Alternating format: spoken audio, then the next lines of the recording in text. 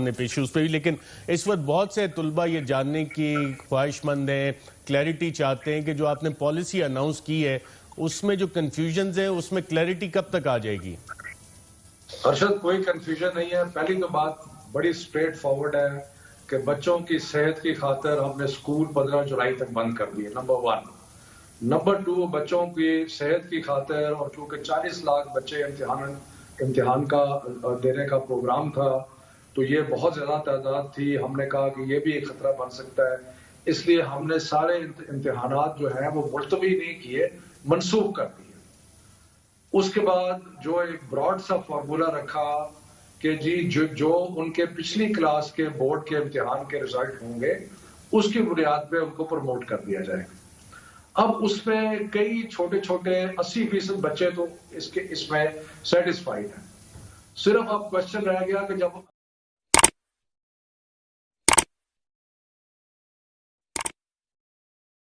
اس میں کئی اور کیٹیگریز ہیں, پرائیویٹ اسٹوڈنٹس ہیں جو اپنی گریڈز امپروو کرنا چاہتے ہیں, جو ایک سبجیکٹ میں فیل ہو گئے انہوں نے کیا کرنا ہے, جو کمپوزٹ امتحان دے رہے تھے ان کا کیا بنے گا, جو اپنی ایک دفعہ F A F S C کا امتحان دے چکے ہیں لیکن ریپیٹ کرنا چاہتے ہیں تاکہ ان کی اب یہ جو کوئی 20-25% کی کیٹیگری ہے اس کے لیے ایک کمیٹی ہے جو پاکستان میں 29 بورڈز ہیں, ان کے ذمہ ہم نے یہ لگایا کہ آپ ان جو بچوں کے جو اسپیسیفک ایشوز ہیں ان پہ ہمیں ایڈوائس دیں کہ کس طریقے سے, امتحان تو نہیں ہوگا لیکن ان کے جو انڈیویجول ایشوز ہیں ان کو کس طریقے سے ٹیکل کیا جا سکتا ہے.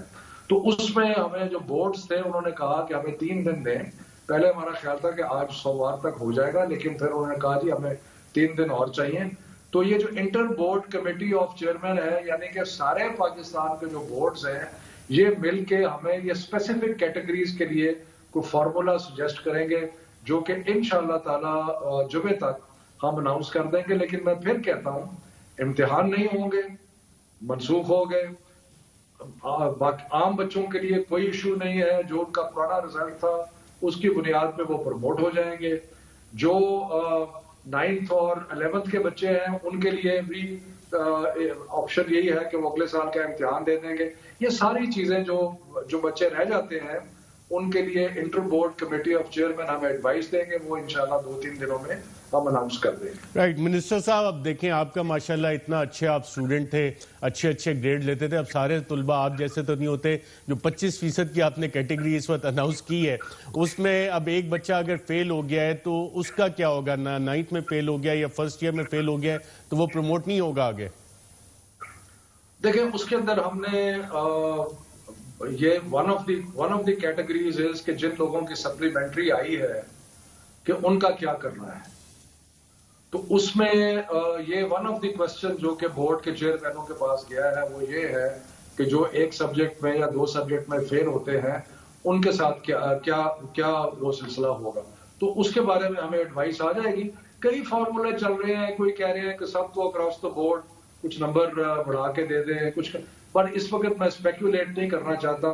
جو پروفیشنلز ان ایشوز کو ڈیل کر رہے ہیں ان کی رپورٹ آ جائے, 2-3 دنوں کی بات ہے, انشاءاللہ جمعے تک یا اس سے پہلے ہم سارے کیٹیگریز جو ہے ان کو اناؤنس کر دیں گے. چلیں اس پہ کلیئرٹی کے لیے ہم مزید انتظار کرتے ہیں.